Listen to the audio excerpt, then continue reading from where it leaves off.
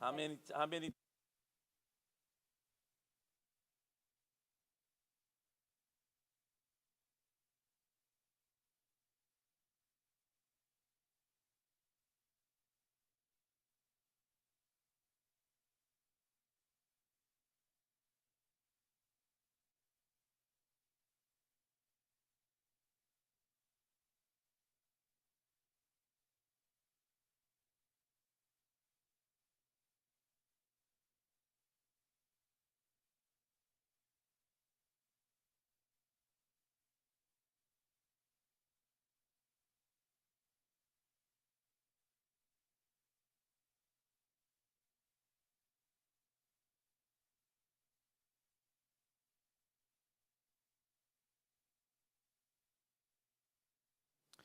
Hey, Salem, good evening. I am so excited to be with everybody on this Wednesday night.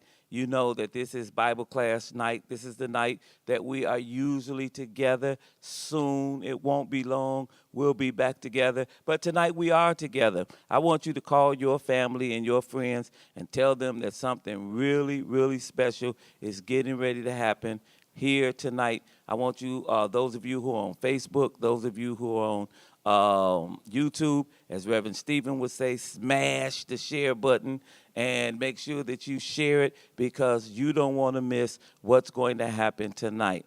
Let's pray. Our Father and our God, we thank you so much for your love and kindness, your great mercy. We thank you for letting us see another Wednesday. We thank you for allowing us to gather together. We thank you for the guests that are in our midst tonight and for our young people that are here. We pray that you would use this night to inform us, inspire us, and help us to reach you. We pray now for wisdom. Your word says if we need it, ask of you, and you'll give it liberally. We're praying for the sick, the shut in, the afflicted. We pray for parents tonight who've lost loved ones through violence. And so, God, we need you, and we count on you to be with us. And it is in your name we pray. Amen. Salem, Salem, you need to call somebody now because we have with us, representing the city of Chicago, the head of the Department of Health, Dr. Allison Arwady. Doctor, thank you so much for showing up to be our guest tonight. Oh, the pleasure is all mine. Thank you so much for having me, and thank you for all the work you've been doing, you and your whole team, to help get us this far through COVID. And you know her from the radio, but tonight she has a TV face. I want you to all welcome Sandra Robinson Cunningham. She's with us tonight to do some sharing, and so we are just excited. Sandra, do you want to say good evening to everybody? Good evening, and God bless you, and thank you so much for having me, Pastor. It's always a pleasure to be with you. Now, Salem, tonight we're doing a two-part. We're talking to Dr. Arwady for the beginning, and then we're going to shift to our youth and young people. They are here tonight, and we're going to be doing some robust question and answering about the state of young America. What are their fears? What are their challenges? Are they embracing the church? Are they against the church? You need to let your grandchildren know. You need to let your children know that young people are on discussing tonight. They have about 15 or 20 minutes before we come to them, but you have enough time now to text your children and your young children and grandchildren and have them watch tonight and maybe even submit some questions. Who knows? Today was such a big day in America because Dr. Arwady, today the CDC said that children can receive the vaccination. Before I get into that, let me thank you for your work in the area here in the city of Chicago. Throughout COVID, we watched you on television every day. You told us when to wear a mask, when not to wear a mask, when to wash our hands, when not to. You were on every single day of the pandemic, making sure that the citizens of the city of Chicago were safe, and we want to say thank you. Oh, well, thank you, really. You know, I do it, but I've got a whole huge team behind me, and I will just say I know you were also on every day for a good stretch there, making sure people were really getting the right information. And, you know, anything that has gone well in Chicago has gone well because of partners, because community groups, faith leaders, people who care about their neighbors have really stepped up. So Absolutely. Well, listen, today the CDC said children, I believe the ages are 5 through 11. That's so right. now 5 through 12, or everybody can get vaccinated who over 5. What do you want to tell us about children? Is it safe? Should parents wait to see if other little kids going to die first? Tell us. I mean, I know that that's what people are Yeah. saying. Yeah. So tell us, how safe is it for the children to Yeah. get vaccinated? Yeah, absolutely. So we're really excited. We've been waiting a long time for the ability to vaccinate kids over 5. Absolutely, the vaccine is safe. And I want to reassure folks that this vaccine has been tested and studied more than any vaccine we've had before.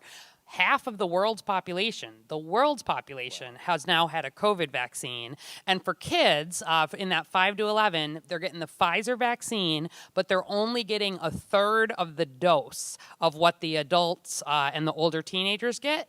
They still get the protection, but the side effects are less. The needles are smaller. Everything is sort of sized for younger children. It's safe and it's important to help protect them and their families and their extended families for COVID.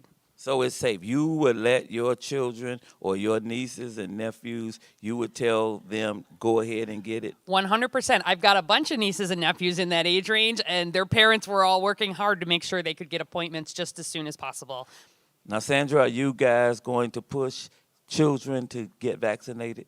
Absolutely. Absolutely is very important. And one of the most important things is that we have been vaccinating, as Dr. Arwady had said, the adults.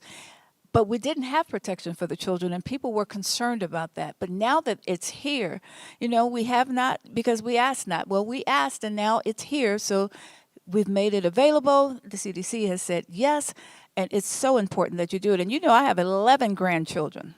Wow. All of them. Everybody's in line to get vaccinated. Wow. Well, listen, we have a lot of adults here in Chicago who have not been vaccinated. What is the status of unvaccinated adults in the city, and what's the repercussion? Yeah, so my worry at this point is that it doesn't look like we're going to eradicate, like get rid of COVID entirely. It's probably going to be here with us for some time. And so one way or the other, I expect most Chicagoans are going to get that COVID lesson. The safer way through the vaccine, or the much more dangerous way, through, unfortunately, perhaps getting infected. Every single day, I look at Chicago data, 99% of the people who have died from COVID-19 here in Chicago were not vaccinated. And there's a lot of things that people die from in this city that we are less able to protect against, but this getting a vaccine is absolutely the most important thing in terms of preventing deaths, of which we've had more than 6,000 just here in Chicago, just from COVID, but also hospitalizations, people getting sick, further spread, et cetera. And so when people are not vaccinated, I really worry about them. As we're heading into this winter season, it tends to be the season when viruses, flu season, cold season can spread. And every single day, I'm hearing these stories. My team is talking to people who get diagnosed with COVID, and so many of them still are not vaccinated. And I worry about it, because I just want people to not have to have that worry. I want them to feel protected. I want them to be able to gather for upcoming holidays, Thanksgiving, Christmas. And the way to do that safely is to make sure people have gotten the vaccine. And that was my next question. Thanksgiving is coming up. Christmas is coming up. What are the basic rules? I mean, last year, 2020, was devastating. Yeah. And we actually told families to not get together.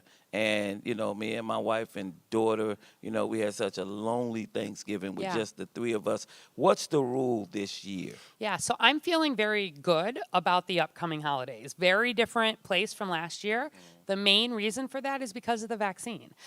Where families, even extended families, are gathering, if everybody who's eligible has been vaccinated, that's a really protected kind of group, Where you've still got people who aren't vaccinated, I worry a little more about that. But generally speaking, even if we do see some increase here, it's not going to fall hard on folks that are vaccinated. So should we let unvaccinated relatives come to our house for Thanksgiving?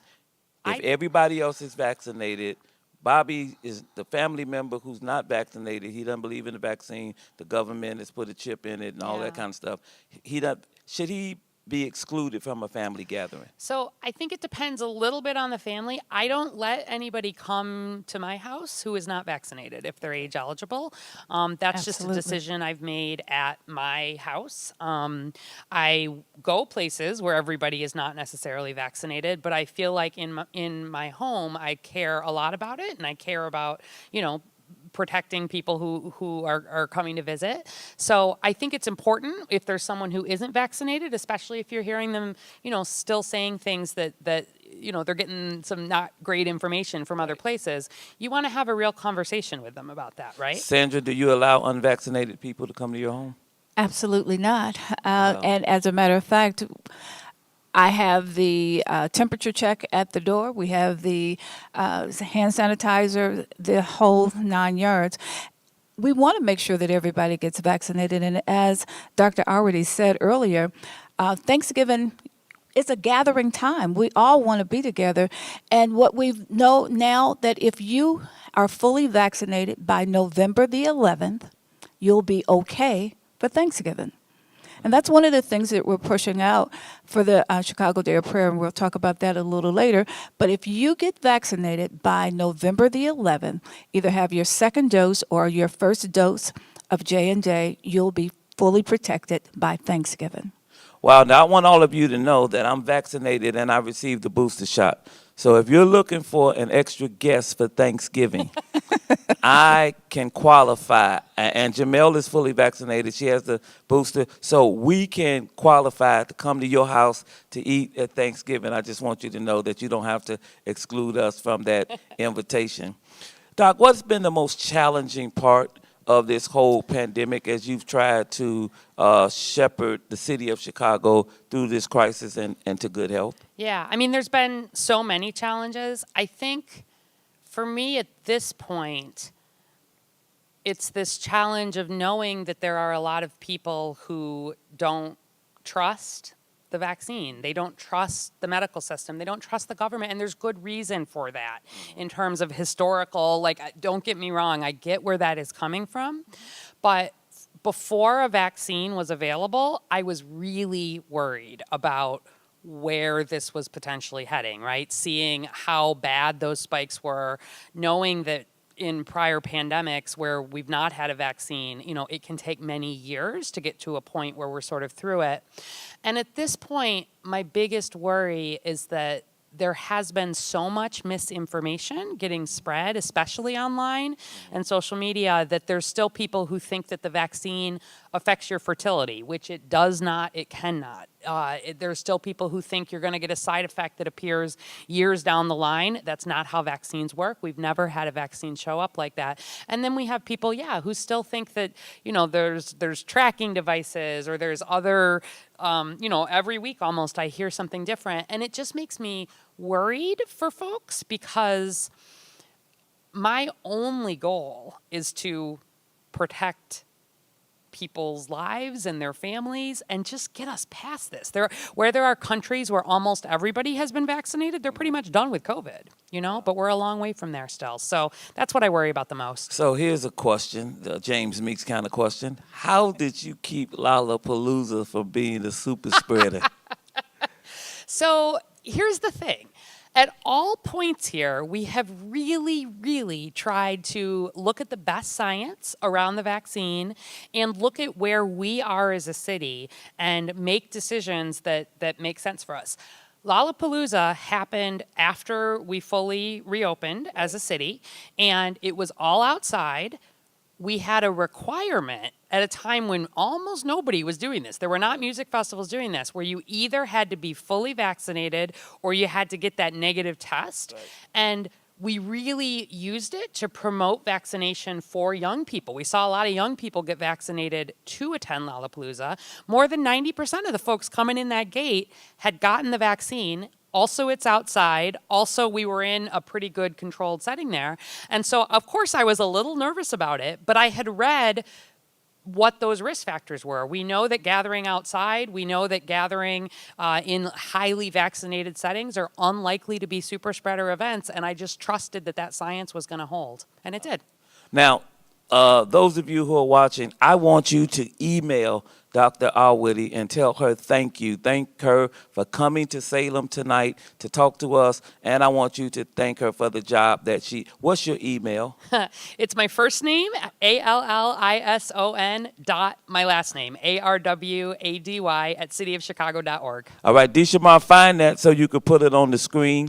And I want us to be sure that we email Dr. Arwady and thank her for being our guest tonight. But let me ask you guys about something else that's coming up. And this is the first time I remember this ever happening, and this is what I'm really excited about tonight, is Chicago Day of Prayer, that the city of Chicago is sponsoring a day of prayer. How cool is that?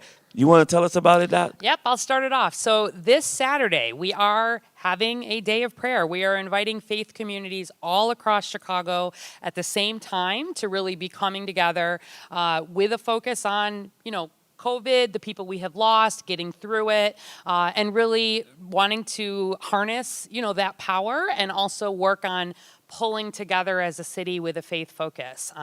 It's one piece of what we're doing. There's some additional work with if there are people who are in faith communities who are in your congregation who want to become vaccine ambassadors. We're going to have some work with this. Literally, it's called I Want to Hold Your Hand. Where I'll there hold are your people, hand. I'll hold your hand. If there are people who I want to hold your sanitized. Yes, exactly. Exactly. But this idea that where there are people who have been still hesitant about getting the vaccine, can we actually set up some support there where it's literally, I'll hold your hand through this process. I'll pray with you as part of this process. I'll sort of come together and support you. So the day of prayer is kind of the kickoff for this. And I know that there are people who might not trust me, but they trust you. Right. Sandra, this is being sponsored by the city of Chicago. The city. This is unheard of that the city is sponsoring a prayer event. Absolutely. And actually, I just want to remind people, there are 77 neighborhoods in the city of Chicago, and it's called Protect. It's part of the Protect Chicago 77 series. So since there are 77 neighborhoods, our goal is to have someone, some church, some corner where some faith organization, where there some worship place where somebody is praying in all 77 neighborhoods. And we're doing a really good job, but we still have more to go. If your organization, your place of worship would like to be a part of Chicago Day of Prayer, we ask that you can email me at Sandra Robinson, S. Robinson at goldstarc.com. That's S. Robinson at GOLDSTARC.com. And we can get you the link. We have swag. We're going to have hats and T-shirts and masks for Protect Chicago 77. And all this takes place, this Saturday, November the 6th, and from 11 to 12 o'clock, we will be praying. And I mean, we've been talking to some of the people, and they're like, we got 100 people that's going to be on this corner. We got 50 people that's going to be on the corner. And how cool will it be that everywhere you look, if you're driving down the street, you see somebody praying? Listen, and we will be on 111th in Michigan at 11 o'clock. That's right. Reverend Terry, Reverend Watson, our men's group, and those of you who would like to come, I know this is your first time hearing it, but we love T-shirts. We love T-shirts. We'll come out just to get a T-shirt. We might miss praying, but we love T-shirts. No, but I want you to join us Saturday at 11 o'clock, from 11 to 12 at 111th in Michigan. The city is coming together to pray. What great joy and delight to see people in 77 neighborhoods all dressed alike under the umbrella of prayer. Mm-hmm. And absolutely, I want to give you two. Some people were saying, well, I don't know where to go to pray. If you go to chi.gov /day of prayer, you'll find all the information. You'll find all the links for all the various different organizations, whether it's places of worship. We have from across the board all denominations that will be praying. So whatever your faith would be and wherever you would like to go, you can go to shy.gov /day of prayer, and there you'll find a location where you can join in and pray. Wow, that is fantastic. Dr. Arwady, we're almost coming down to the end, but I want to give you the last 2 or 3 minutes to say anything you want to say to the city of Chicago, the Christian community, about prayer, about vaccination, and we're just so excited that you are here. And don't forget now, you will do me a great favor if you email Dr. Arwady. I just want her to know how grateful we are. Oh, thank you. Yeah, I mean, what I would say is that to people of faith, we are asking you to do even more than you've done. I hope you have already gotten vaccinated. If you haven't, now's the time to do that in terms of the ability to come back together around these holidays and these Christian holidays that we love at the end of the year. If your faith is otherwise, there's other gatherings around that time. But what we're asking also is if you've already been vaccinated, as part of our Protect Chicago 77, the push in all 77 community areas, we're asking you to go one step further. Have that difficult conversation with the relative, the neighbor, the person who maybe is not vaccinated. Most people in Chicago who are not vaccinated are not the loud, I'm against vaccine type. Most people, when we study it and ask people about this, are still debating. They're thinking, they want to have a conversation, and we're asking you to open up that line of conversation. There's a vaccine ambassador course that's available on the website. We can connect folks to that if they're interested. If you want to get a little bit of online training about how to have those conversations. But we're asking you, getting vaccinated yourself is that first step. If you've got kids, and especially if those kids have parents in that younger age group, we'd love to do that whole family at the same time. Yeah. Grandparents, really make it a family affair. Let's get past COVID already, you know? The way we do that, really, truly, honestly, is through this safe vaccine. You can call the city. We'll bring it to your house if you want. 312-746-4835. We'll get you set up. We just want to get past this. And I really appreciate, your pastor and so many others that have really, I think, done the thing that says, I care about myself and my community.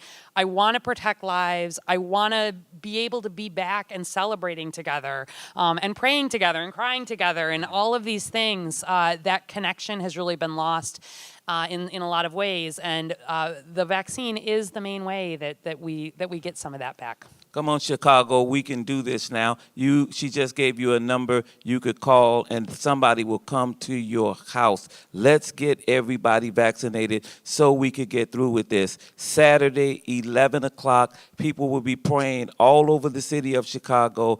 We will be praying here in the Roseland community at 111th and Michigan from 11 to 12. I just have one more thought. You don't have the answer to it, but I wonder why Aaron Rodgers couldn't get COVID before he played the Bears as opposed to getting it now before they played.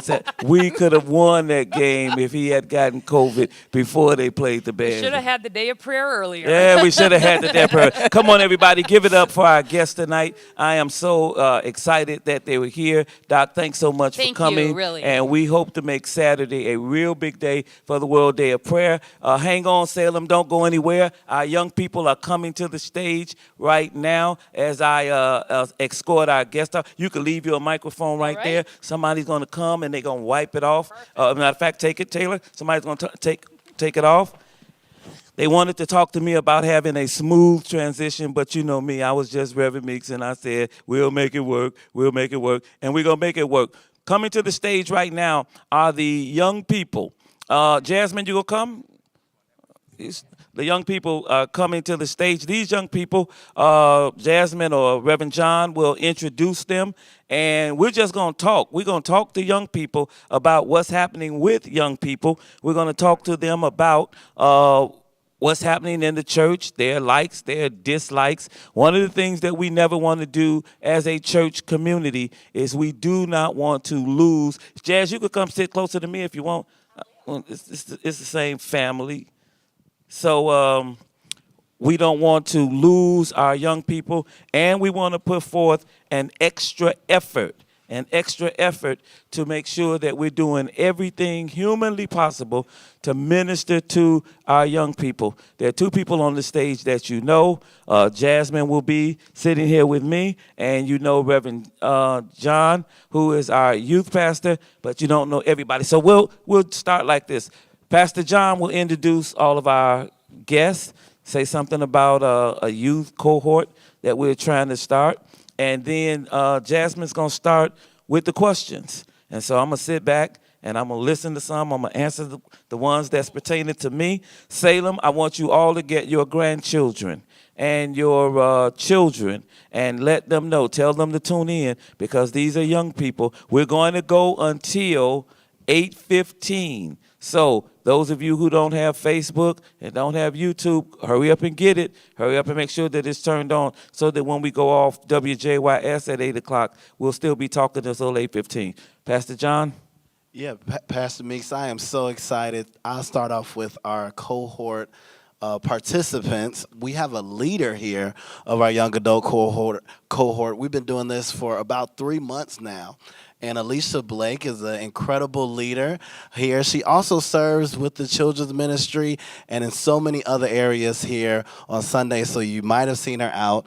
And of course, we have Lorenzo Beach here, who's right here next to me, and he's also another leader with our cohort. Lorenzo actually joined July of 2019. That was right before the pandemic, so He brought the pandemic. he's the only one up here who's not a Salem baby, Pastor. You got to remember that. And then, of course, we have to my left over here my brother Calvin Shields, who just finished nursing school at Chicago State, who's doing incredible stuff with the music ministry. He actually used to play the drums, too, and help out with music ministry with our youth back in the day. And then we have the most magnificent, most incredible Taylor McKnight, who just does everything here. It's McKnight, right? I always call her Taylor, so I had to learn your last name. But she works in the office with us, and she's absolutely incredible. So these are our people here. All right. So, Jazz, let's get ready to take it away. I'm so excited. 3 of these young people on the stage are actually on our staff in our attempt to make sure that we are growing younger and not growing older. But let's talk about what's happening in the life of young people. So one of the first questions we have, and as we ask the questions, anybody can kind of pick up on it, is the fact that a lot of millennials or Gen Z or young adults. I also want to point out that outside of me and Pastor John, everyone on the stage is in their 20s. So we wanted to make sure that we have true young adults on the stage. But as people are kind of exploring. That made me. No, I think you was a given. All right. As people are exploring things about their faith and we're learning more, that there are a lot of young people who have gone to alternative spiritual practices like burning sage and having altars and kind of going a little outside of what would be structured as a Christian religion. So do you have friends and peers that are kind of into that, and do you decide to speak to them about that? Anybody? I do not have any friends that burn sage or have altars. So I cannot speak to that. But if they did, I think I would have a conversation with them as to why they are making that decision and why, like, what is sage to you? What are you saging? What is that practice, and then why are you utilizing it? Yeah, I think in large part, I hate to say You it, should have but- put that mic to your mouth. Yeah. Can you hear me? Yep. Okay. I think in large part, a lot of these new practices and customs we see is people see these things on social media and then they just want to follow the trend. A lot of this just trendy. They don't know what they're doing it for. They just saw somebody else doing it, so they try to, mimic it in hopes to find some sort of answer as opposed to just opening up the word and kind of doing the work themselves, like just a quick fix as opposed to like going with what we know or what I was raised on. I can't speak for everybody else, but yeah, in large part, it's just social media people doing what they see other people doing. Pastor John, can you speak on what as a Christian, someone who may be interested or seeing these things on social media, is that hazardous to explore those things? Is a little sage okay? What should we be thinking about spiritually about that? Yeah, I think anytime, and of course Pastor Meeks can back me on this if I do anything wrong, anytime you're looking outside of God to find answers or about what God has created and ordained that's rooted in him as a source, that it can become hazardous. We got to make sure we live in a very desperate time where people are desperate for spirituality. They're desperate so much for community that they'll go at great lengths. I was even watching QAnon people. I guess they were down in Dallas or something looking for JFK to come back. But one of the commentators said people are just looking, and young adults definitely are looking for community, looking for spirituality. But you can find all your answers in God. So it can become scary if you're going to other spirits, going to other places, going to other practices to find what you can find in God. God created sage too, by the way. I think that it's very important, young people, as we see this, that we not criticize the young people who are into it. So it ain't nothing new. Paul in Acts chapter 17 goes to Athens and he sees all these statues and he came up with the most brilliant way to deal with it. He says, "Oh, I perceive in all things you're religious." Yeah, that's good. I saw a statue to the unknown God. Let me tell you about him. And then he goes on to tell about the God who made the heavens and the earth. And so you could say to your friends, hey, it is really a good thing that you are involved in spiritual things and that you want to know more about spiritual things. Can I tell you about what has helped me spiritually? And then you just share your experience. So. Great answer. You have something? Yeah, and just to piggyback off that, Pastor Meeks, I also believe that it starts at home because growing up, I was taught to carry God, everywhere with me, like whether my peers like it or not. And I feel like people, like in our younger generation, even with Christian parents, we're given a lot of an option, to kind of choose what you want to worship, choose what you want to do. But I feel like I wouldn't, going back to the question, I wouldn't criticize, my peers for, doing these things, but I'll also tell them about what I believe in. And I would, not persuade them, but, kind of guide them my way versus to the, outside sources. Yeah. So next we're going to go into talking about young adults and serving. So in a second, we want to hear specifically about the work that you guys are doing with the young adult cohort. But I'm going to ask Alicia, why as a young adult is it important, or why do you serve as a young adult in your church? As a young adult, I serve because everything brought me back to Salem. And I was raised in Salem. I went to SEA, and even I was just introduced to God, like from the start. And even no matter what way that I went, I always was led back to here. And I feel like it's so important because when I did get a even more personal, closer relationship with God, it became a spiritual obligation in me to just serve for Salem and then just give back, because Salem installed in me so much. And I just feel like as the church is growing, seeing that we're getting older and we're like, the next up, it's just so important that we are ready. And then we make disciples out of more like 20-somethings and just like really just be a part of the change and being active in that. Great. So Pastor John, can you talk about why the 2020 cohort started? What is it?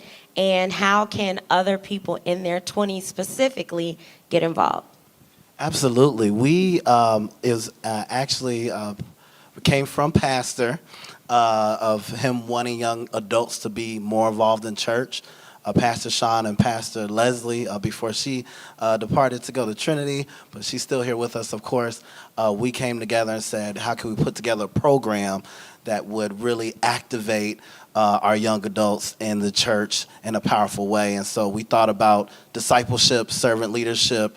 Could we put together some books, some curriculum And could we meet with them and build a community of targeting young adults in their 20s to make sure that we can plug them in. And so that's what happened. And hopefully it can grow some more. We can continue to recruit more young adults who are passionate about serving here and want to go just to that next level.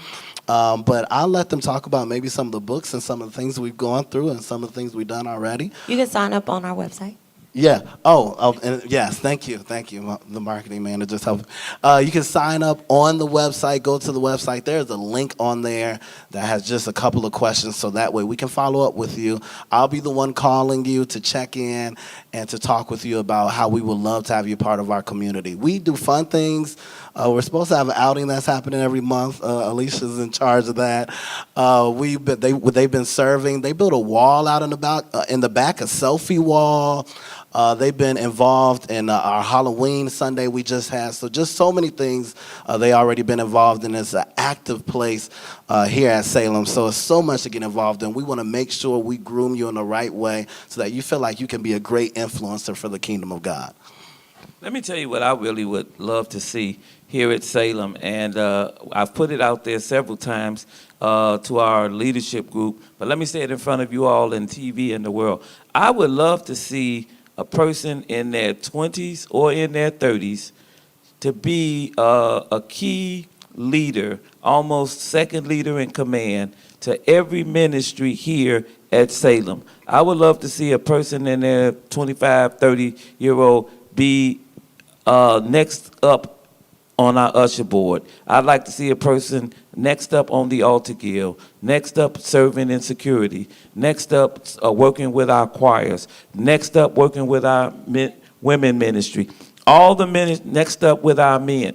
All the ministries that we have should have at this point somebody in their 20s or 30s as the key leader for the next leader of that group. Now, if it's not happening, let me just share with you, it's not my fault. I have said it 100 times. I ask the ushers, the greeters, everybody, get a young adult and put them in leadership area that's the only way the church can grow young.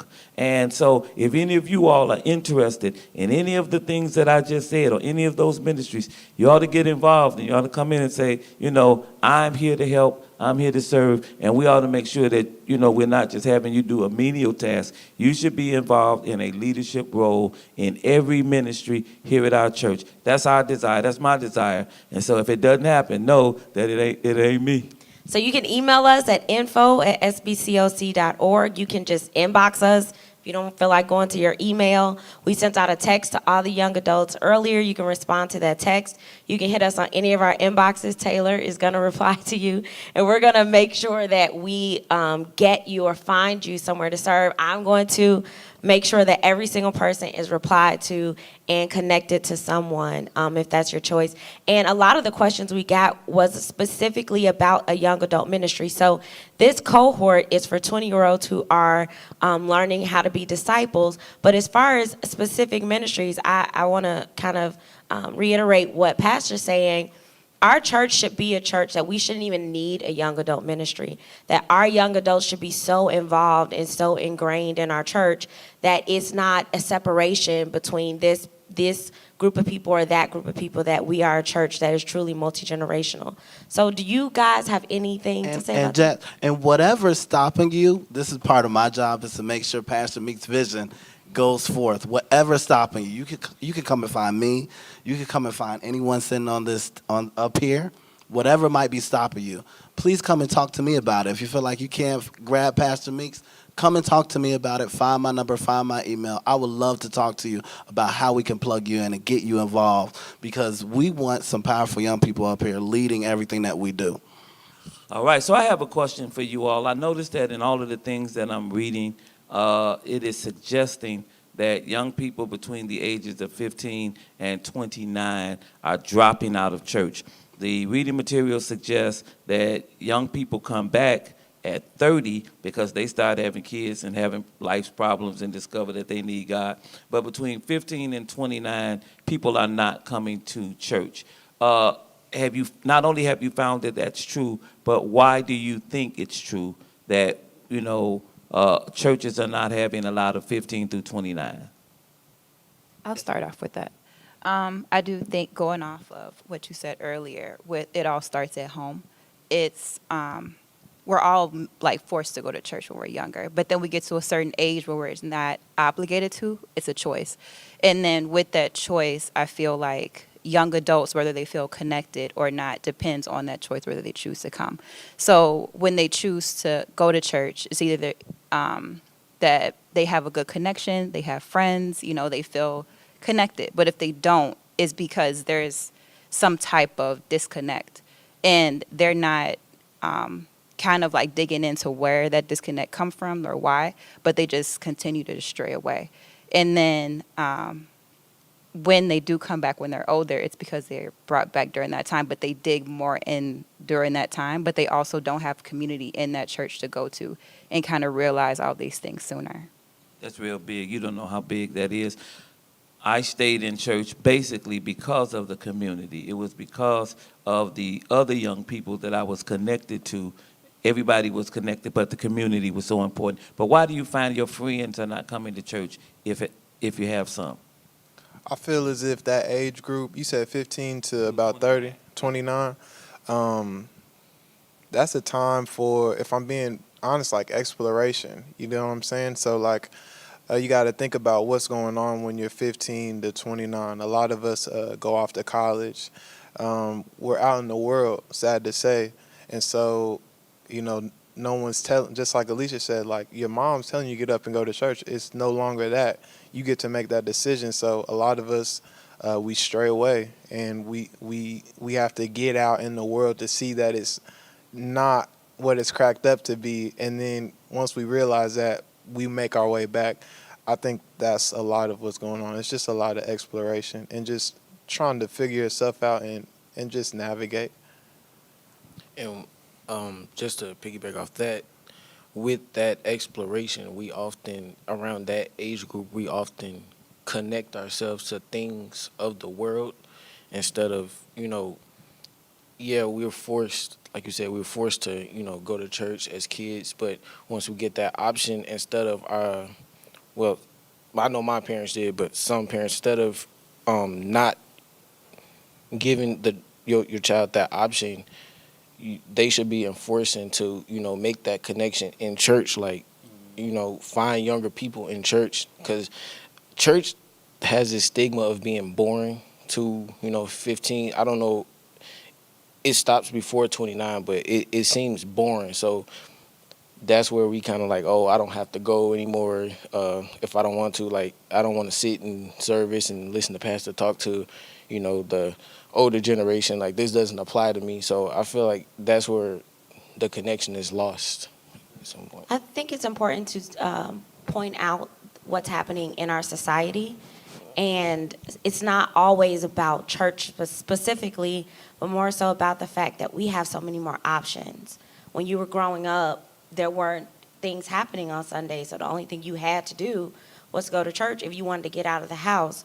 Now we have kids, sports is happening. If you're a young parent, then your kids are having sports. You can watch things online. You can watch other pastors in other parts of the country. There's just so many distractions.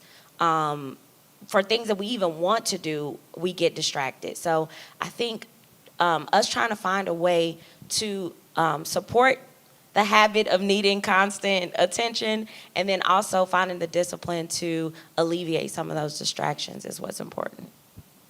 All right, everybody answer that? You think? All right. I actually wanted to add on to what you were saying as well. I think that when you're in high school, that is the time where you kind of feel like, okay, I'm coming to church, but am I really retaining anything? Okay, I hear them teaching, I hear them singing, but at the end of the service, can I tell you what you said? Can I go home and apply that to my life, right? And so not until I got to college was I able to really see God and understand him in a different way.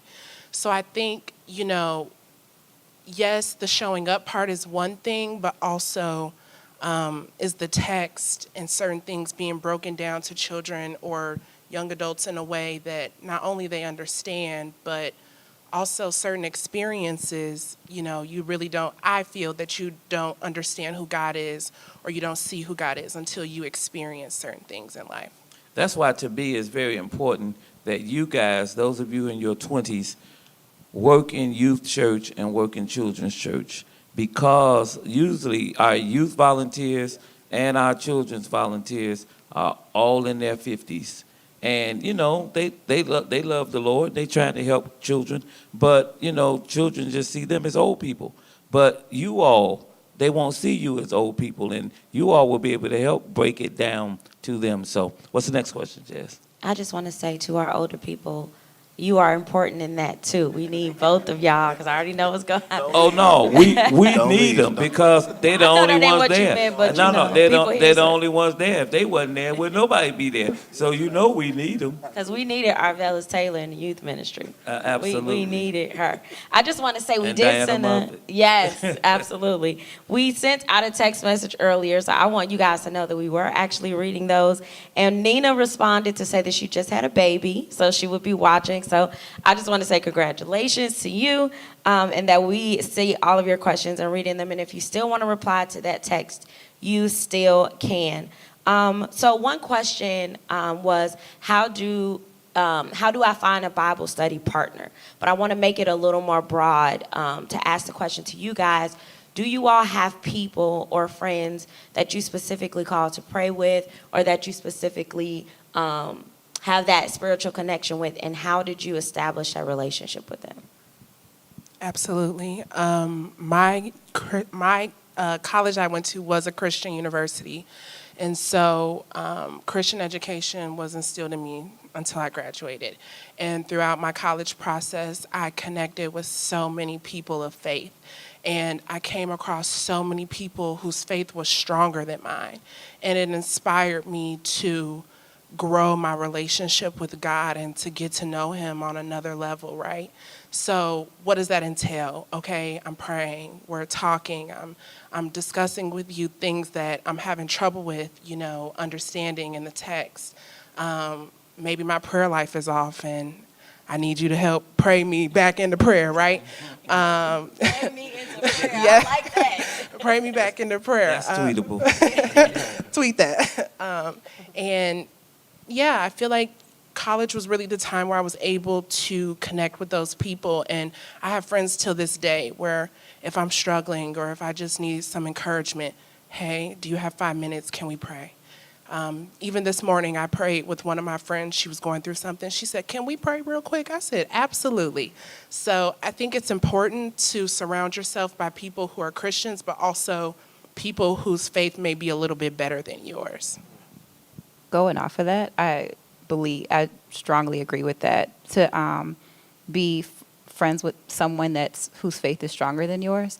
In college, I was introduced to so many people in my program who were believers as well. And just through experience, as we talked about, like experiencing God makes you really like build the relationship much closer. It was a level of just transparency and honesty we all had. And that's why I feel like it's so important to pray over all of your relationships, but especially your friendships, because you just remain so close to people that whose faith are just grows and blossoms, but you do it as a unit and as a community. My friend whose father is a pastor, their faith was, much stronger than ours, but just that foundation that they had, they were able to really like guide us through when we were like going through things. We were honest. They knew how to pray. They taught us like the word and just things which helped us so we can help them in their time of need. So I know I could hear you all thinking that these young people are the exception and not the rule. Yes, I prayed with my friend this morning. Yes, when I was, and so they're the exception and not the rule. That's why, and we're on for 25 more minutes. Don't forget, we will be here until 8:15. So we'll go to Facebook Live and YouTube. That's why those of you who are watching, you have a chance to ask your own questions, and you have a chance call us. Text us, how we doing it? People asking questions? See, you have to ask young people about social media. Instagram and Facebook. Yeah. All right. So in Instagram and Facebook, ask us questions now that because these young people, they the exception, they ain't the rule. And I'm glad they're the exception. And next time we'll have some unchurched young people on. But I wanted to honor the young people who are coming and who are serving. For the people, though, who aren't unchurched, I mean, obviously, I grew up in church forever, and it is sometimes a little awkward to start your regular relationship and lead it into a place to ask for prayer. And it may be that you have to just text and say, can you send me a prayer? Because you may not want to get on the phone because that may feel awkward. But when you're trying to find people who can't make those connections with you, join a ministry. Join the cohort. Then it can be less awkward because those are your church friends. Go to salemchicago.org. Fill out the form if you are in your 20s. If you are not in your 20s, you're a little older, just email us, and we're going to find a way to connect. We're probably going to do a brunch soon to try to do another brunch so that we can connect. Does anybody have anything in particular about how to get someone who may be a prayer partner or a Bible study partner with you? Well, I think that's what something like the cohort is so good about. Like me specifically, I don't have very many like church going friends. And I'm just going to highlight Alicia. Like even on our way over here, we were able to have a conversation that was like a different level of depth, you know, and spiritually centered. She was able to ask me some questions. So that's what this is kind of good for, that accountability, the ability to kind of connect with somebody that's like-minded and that's the same age as you and that can relate to you on that level. So I would just say if you are looking to connect, like the cohort is a great way to start. No one's going to judge you if you're unchurched or whatever the case is. Like we're all just trying to figure this out and just grow and help each other.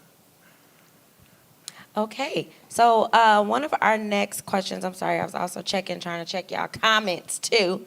How do we encourage our friends who are the same age that God is good even when life isn't? How do you talk to your friends who are not churchy or go to church? Or do you? Or do you? I mean, nowadays it's kind of, when talking about religion, we are in a more of a sensitive era, so it's kind of hard to touch on your religion without offending someone. So it's kind of hard to talk. But I mean, when opportunity presents itself, I always jump on it, especially if they're willing to listen to me. Yeah, I think if you're bold about like who you are and you live with the joy of the Lord in your heart, this is for the Christian young people listening, then if people believe in you, then they're going to come to you for answers.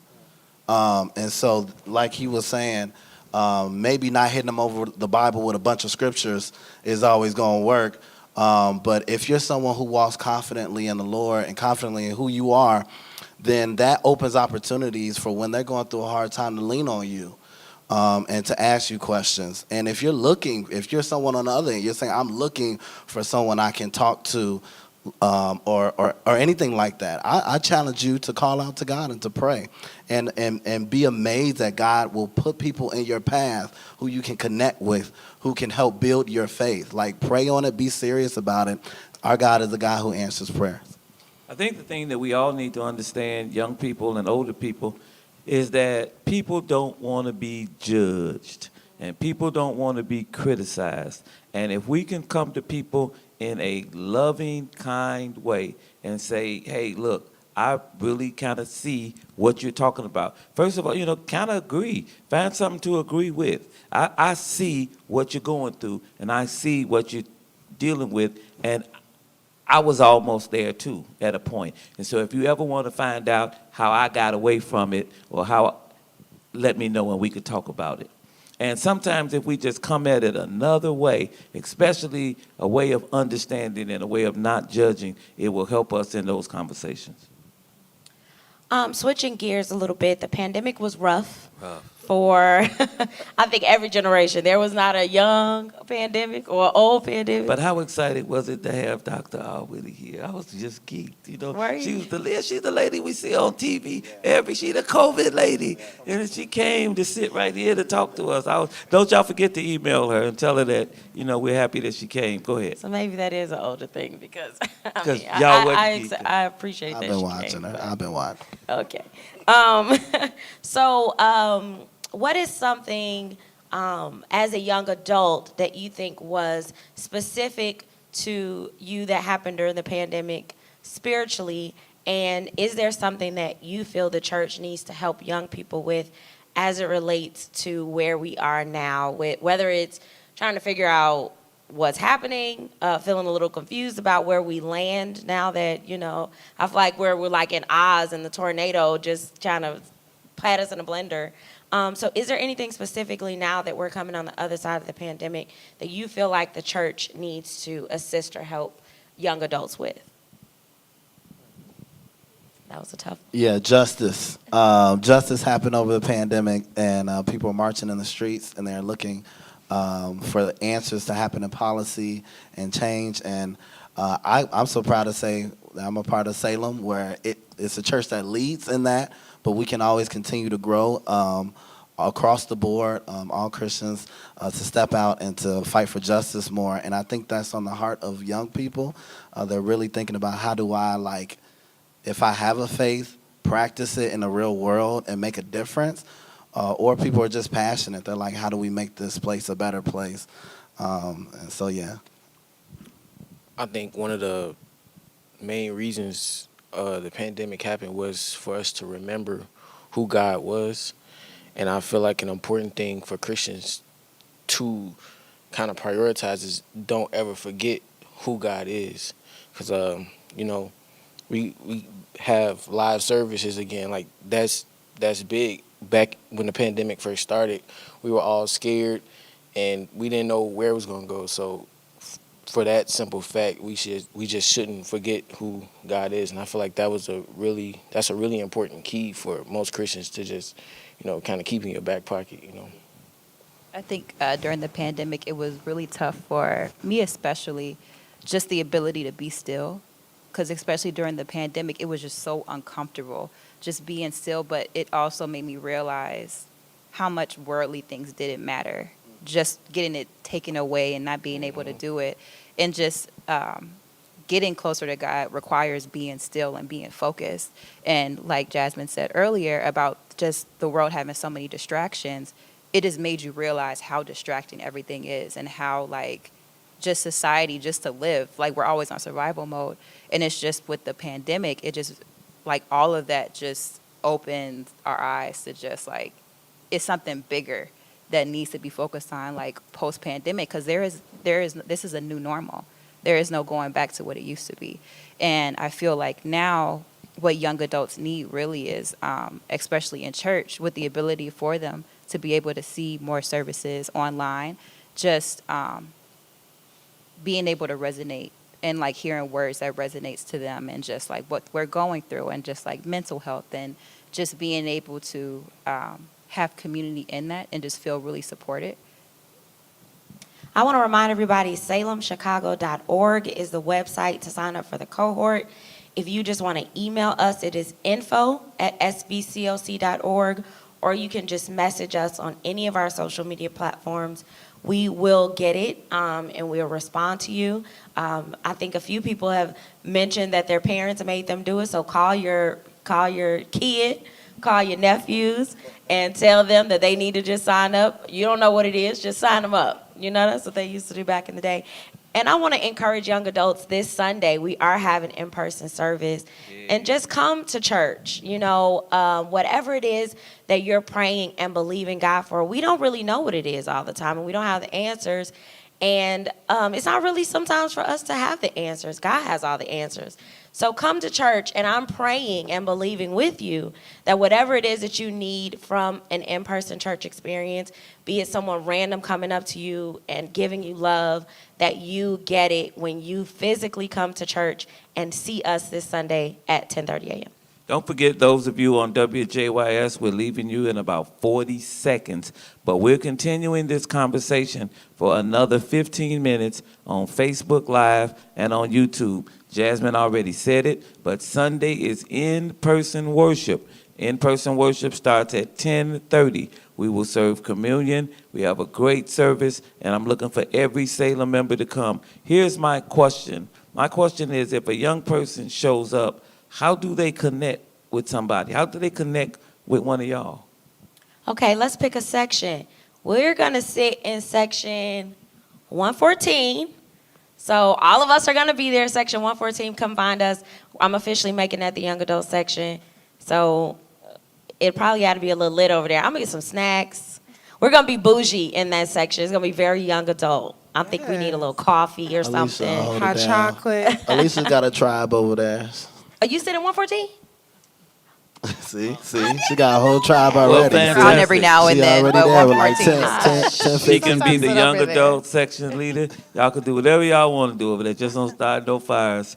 And but y'all can do whatever y'all want. Don't light no candles. But other than that, y'all could eat or We might have some sage over there. I don't even know what We sage gonna burn is. and clean it. I don't even know what sage is. So really. it's a plant, I guess, or some type of, I don't know. It looks like a little column thing, and people burn it, and it's supposed to cleanse your home, and you're supposed to open the windows, and the bad things, the bad vibes, the bad spirits are supposed to leave your home. It stinks.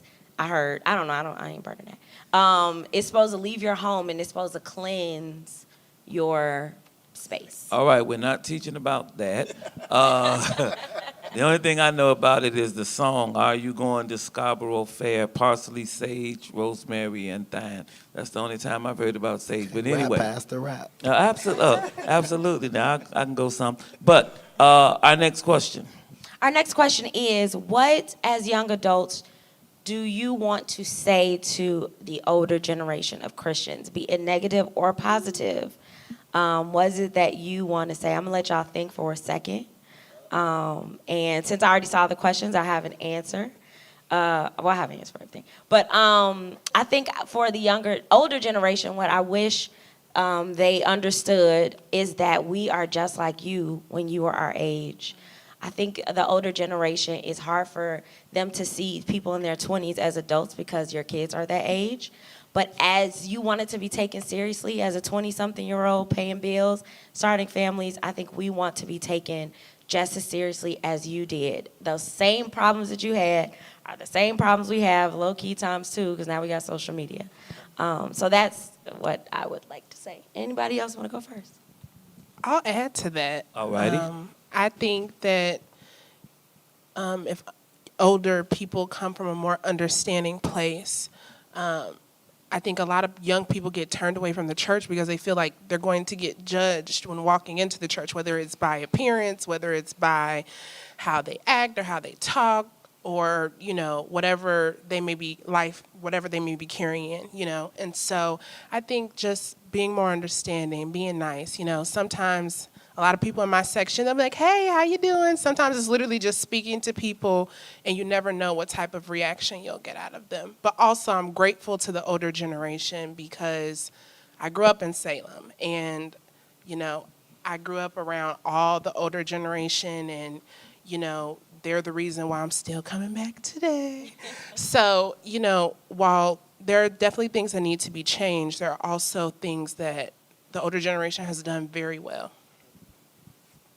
Just to add to that, also, I think that the older generation should be, again, more open-minded and kind of, when we go astray in an effort to get us back, find out why we did what we did, why we think the way we think, because like I said, it's more of a sensitive era now, so it's really easy to draw a younger person away, in an effort to try to help them, so just be a little more open-minded. Don't forget that those of you who are watching on Facebook and YouTube, we will take your questions. Jasmine, keep scanning to see if you have any questions. And let me remind the older generation, I'm reading a book right now about thriving churches of young adults. And the number one consistency across the board is churches where there are young adults active and thriving. The young adults want to be loved. They want to be loved and appreciated and understood more than anything, more than smoke, more than worshiping in the dark, more than the band. Young adults really want a church to love them. And I think that we have to be careful not to be critical or not to be judgmental of young people, but as you said, seek to understand them. So that's a plug to older Christians that let's love and make sure that we're loving on purpose the young adults. Absolutely. And we are aware that we on the way to that old house. So, you know, it There just is an go- old woman on the way to your house. Absolutely, absolutely. So it's just one big circle of life. So anyone else? Okay, so my next question is, what do you want to say to young adults who either have grown up in Salem and are not serving, or who are maybe just kind of in a place of limbo? Do you have something specifically that you want to say to other young adults? I would Meet you in just say, section 114. just find, I guess, your niche, like what makes you unique, and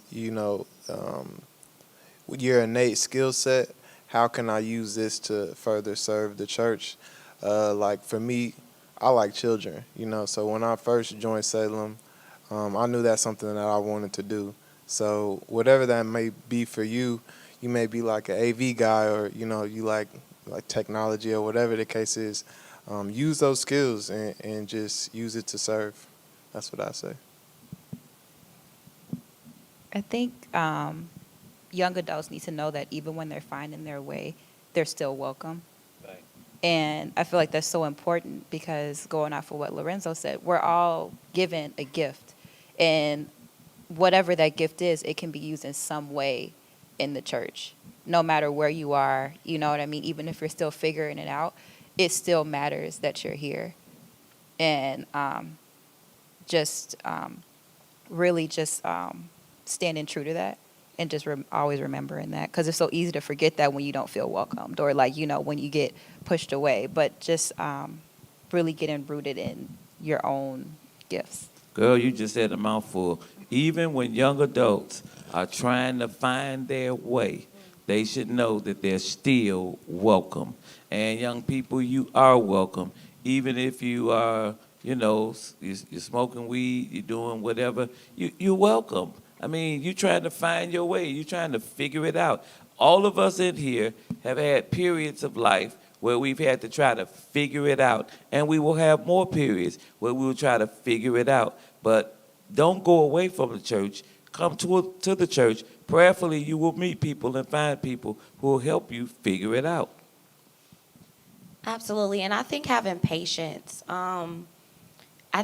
As young people, we have dealt with a lot of mental health concerns and had a lot of therapy. So we are learning how to communicate better. We have our lingo down. And, we don't want to have toxic work environments anymore. And there's a lot of things that we're not tolerating anymore. But unfortunately, I think the older generation has not had access to the amount of self-help things that we have had. And so we have to have grace to know that they're operating from a place of not having some of those tools that we have, and to be patient. It's not a microwave. It's not going to happen immediately. It's not going to be that you may have emailed us once and we missed it. Sometimes it's a lot of emails. You may have reached out once and we missed it, but don't wear a chip on your shoulder, to say, well, I'm done with it, because, we're not done with you either, no matter what happens. And so that's what I want to say to young people, to have a little more grace with the older generation. And it's going to take us to not have a toxic church environment. I'm coining that right now, trademark it, toxic church environment. And it's going to take all of us and all of the tools that we have to help that to go along. Yeah, I was so blown away once by one of our members, guys, who her mother died, and Salem was not there like we should have been there. I don't know how we missed it. We missed it. And she came to me and said, Pastor, I know that my church, you guys are loving. We love the Lord, but the church wasn't there for me like I thought that they would have been there. Then listen to what she said. From now on, can I have the names of people who lose their mother so that I could do for them what I wanted done for me? I don't want another member to go through that. Rather than getting mad saying, I ain't coming back no more, I pay my tithes, y'all wasn't there. This person said, let me help to make sure that that doesn't happen to people, because I don't want that to happen in my church. That was such a great attitude. And that is what you call being patient and us understanding each other. One thing that someone told me before, and when you're trying to find out where you should serve, it's what bothers you the most. Is it that you feel like worship should be different? Is it the song selection? Is it the preaching tools that may come up? Are you like, God, why does, that graphic stay back there? I wish their graphics were better. Whatever it is that bothers you, do you feel like when you come in, you wish someone was a little nicer? Whatever bothers you about the ministry, that's where you should serve, because that is where your passion is, and that's what you pay attention to. And there are other people that are paying attention to the same thing that you are. So I would encourage you to serve where you feel bothered or paid attention. Listen to this. I don't know if I've ever told this story public before. Our COO, Chief Operating Officer, Denise Rogers. Denise used to take a red marker and mark everything that was spelled wrong in our bulletin. All of everything that was wrong, she would bring it to me every week. And I said, Miss young lady, I didn't even know her name then. I said, God is calling you to the church office.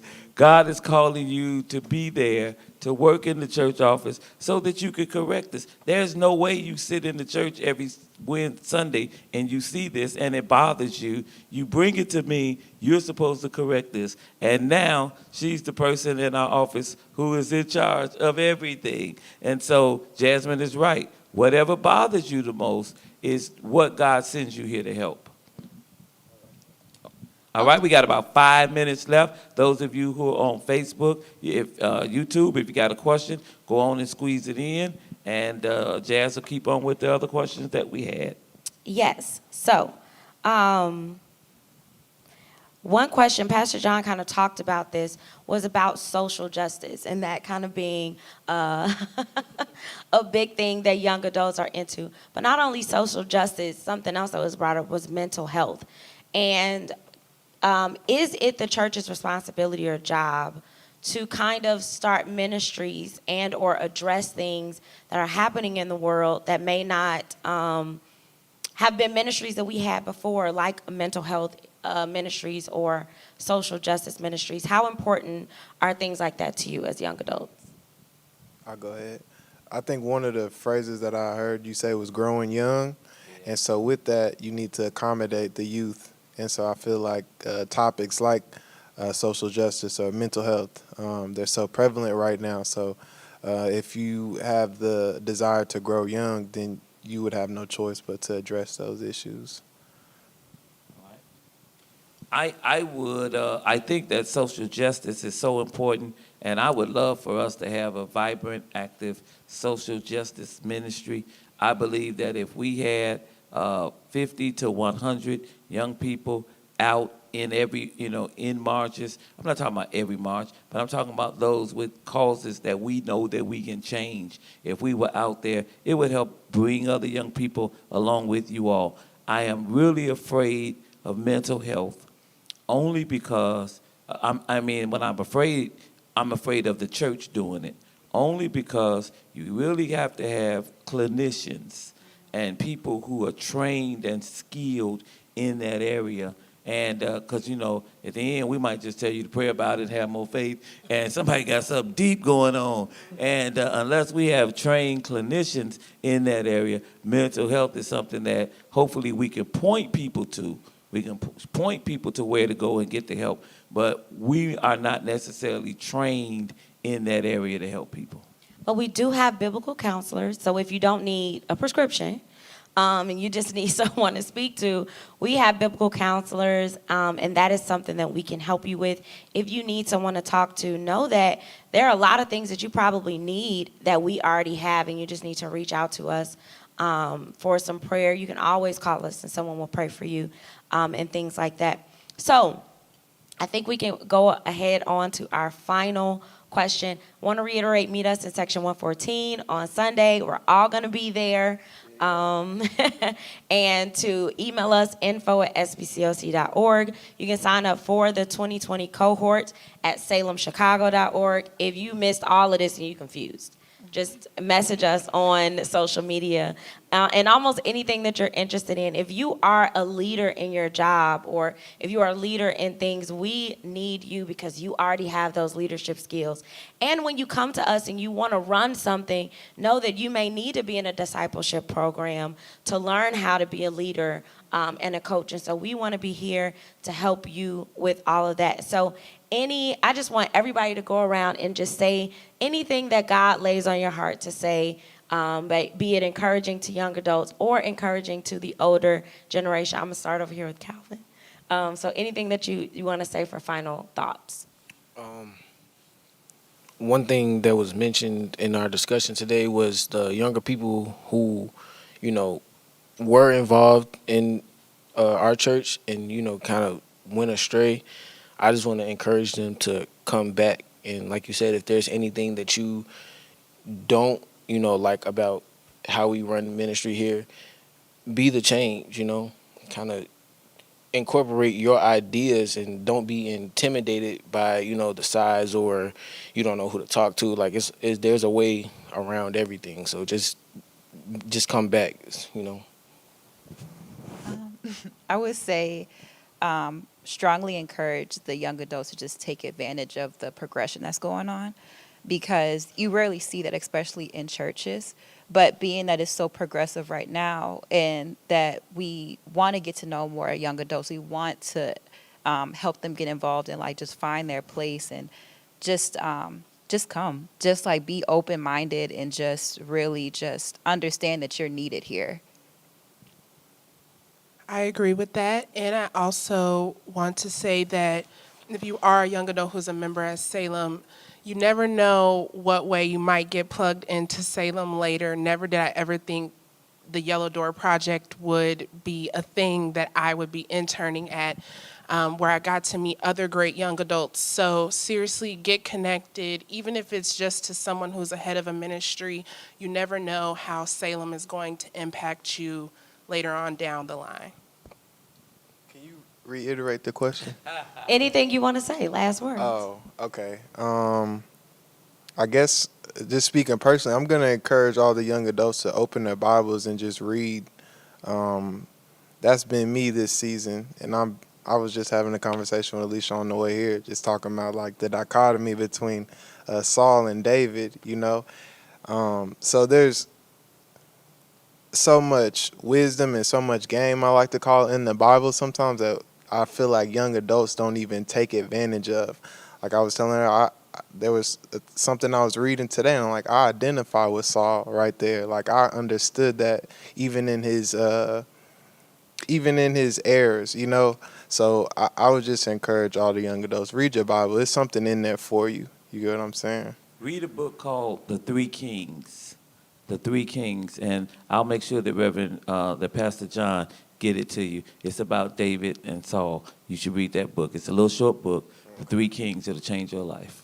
What version of the Bible do you like to read? Because I think that's a big thing. Sometimes when you read the Bible, it's like thou, thus, and thither. Well, I like literature, so I like poems and things like that. So I do the King James version because it's the most poetic to me. The other versions, I like them, but they're kind of watered down. I shouldn't have said that. Not watered down. And not, There are people like you.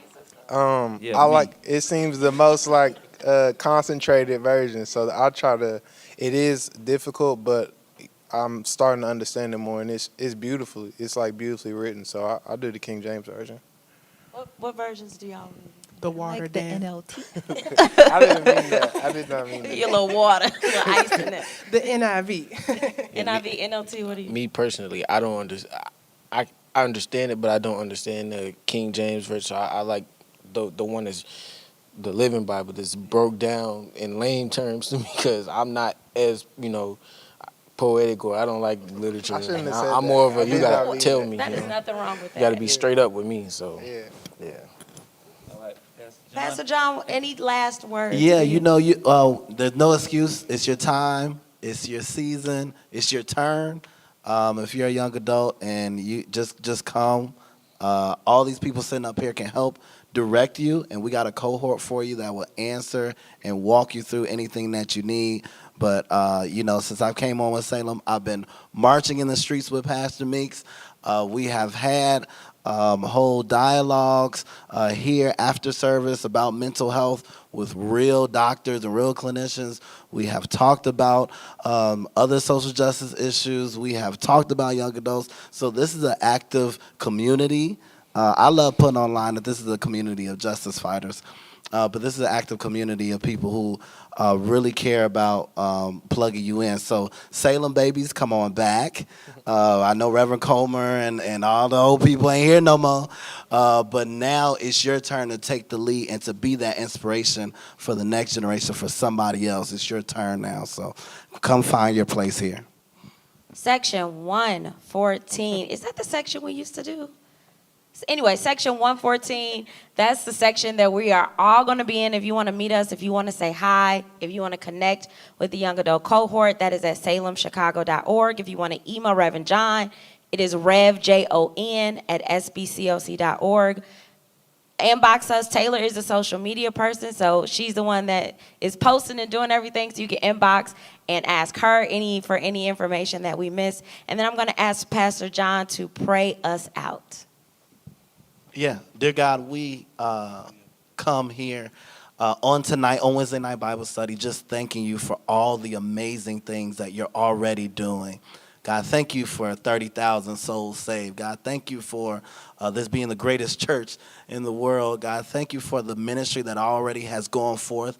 But God, we know that it is our turn as young people to step up and continue that work, continue fighting for justice, continue fighting for souls to be saved, continue to make a difference here on the south side of Chicago. And so, God, I pray if there's anyone who's at home, who's watching this, who has something that's stopping them, whether it be fear or maybe they feel like they're not good enough, or maybe they feel like they've been hurt by the church, God, I pray that you'll speak to them about that right now. And God, that you'll send them the answers that they need, the love and grace that they need, so that we will be able to overcome those obstacles to live up to the purpose, the destiny, and the will that you have for our life. God, I pray for revival to break out from this place. God, I pray for the next generation to rise up as worshipers, God, to change the city of Chicago right here from Salem and to fulfill the vision, God, of this house. We pray all these things as we leave this place, but not from your presence. In Jesus' name, amen. Amen. Good night, everybody. Love you. Thank y'all for staying on.